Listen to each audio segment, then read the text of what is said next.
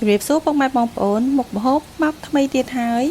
ងាយហើយក៏អស់លុយតិចដែរមុខម្ហូបនេះត្រូវទាំងរាសាមញ្ញត្រូវទាំងអភិជនចាយលុយតែ 5000 បងប្អូនបានមុខម្ហូបមួយមុខដ៏ឆ្ងាញ់គ្រឿងផ្សំយើងអត់ត្រូវការច្រើនទេត្រូវការតៅហ៊ូ 4-5 ដុំបងប្អូនត្រូវមានគ្រឿងស៊ីឈាន់មួយកញ្ចប់តូចប្រើតែមួយស្លាបព្រាទេពងមាន់ឬក៏ពងទា4គ្រាប់5គ្រាប់មកតាមចំណូលចិត្តគ្រឿងបន្ថែមមានខ្ទឹមស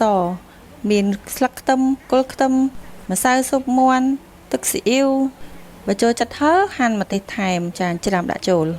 ដាក់ម្រេចម៉ដ្ឋ1ស្លាបព្រាកាហ្វេស្ករស2ស្លាបព្រាកាហ្វេខ្យងចំបាច់មួយច្រុចស្មើនឹង1ស្លាបព្រាបាយប្រេងឆាដាក់បន្ថែម1ច្រុច2ច្រុចដើម្បីឲ្យទន់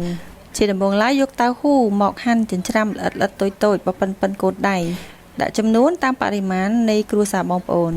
កាប់ច្រាំតូចៗល្អិតៗម៉ត់ៗចានាងខ្ញុំប្រើចំណែកនាងខ្ញុំ5ប្រទះ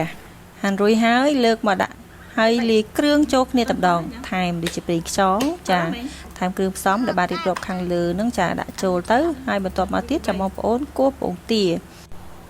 នៅពេលដែលលាយគ្រឿងហ្នឹងទៅដាក់វាកុំឲ្យវាប្រៃពេកកុំឲ្យវាផ្អែមពេកចាមុខម្ហូបមួយនេះគឺអត់មានសាច់ជ្រូកទេបើសិនជាដាក់គ្រឿងរៀងលើគឺដឹងឲ្យញ័រហើយគឺប្រៃគ្មានញ៉ាំកើតទេបងប្អូនដាក់លូបបន្ទាប់មកទៀតទើបយើងដាក់គ្រឿងស៊ីឈាន់នៅពេលដែលដាក់គ្រឿងស៊ីឈាន់ហើយបងប្អូនត្រូវតែកូរវាឲ្យសព្វឬស៊ីឈាន់វាមានជាតិប្រៃបន្តិចហើយហឹរតិចផងដែរឆ្លៀតពេលដែលកំពុងតែលាយគ្រឿងហ្នឹងបងប្អូនទៅដាក់ខ្ទះដើម្បីដាំទឹកហើយយកទៅចំហុយចាមុនពេលដែលដាក់ចំហុយហ្នឹងគឺយើងដាក់ក្នុងឆ្នាំងសិនចាំយើងដាក់គ្រឿងស៊ីឈាន់1ស្លាបព្រាពេលរួចហើយយើងកូរហើយក៏យើងចំហុយបន្ទាប់មកទៀតរង់ចាំរយៈពេល15នាទីងាយស្ងួតងាយឆ្អិនដោយសារតែអត់មានសាច់ជ្រូកនៅពេលដែលស្ងួតទឹកបានល្អប៉ុណ្នេះហើយដល់ម៉ោងយើងរៀបបាយញ៉ាំហើយឥឡូវដួសបាយកូនរៀបចំម្នាក់ម្ចានហើយជាការស្រេច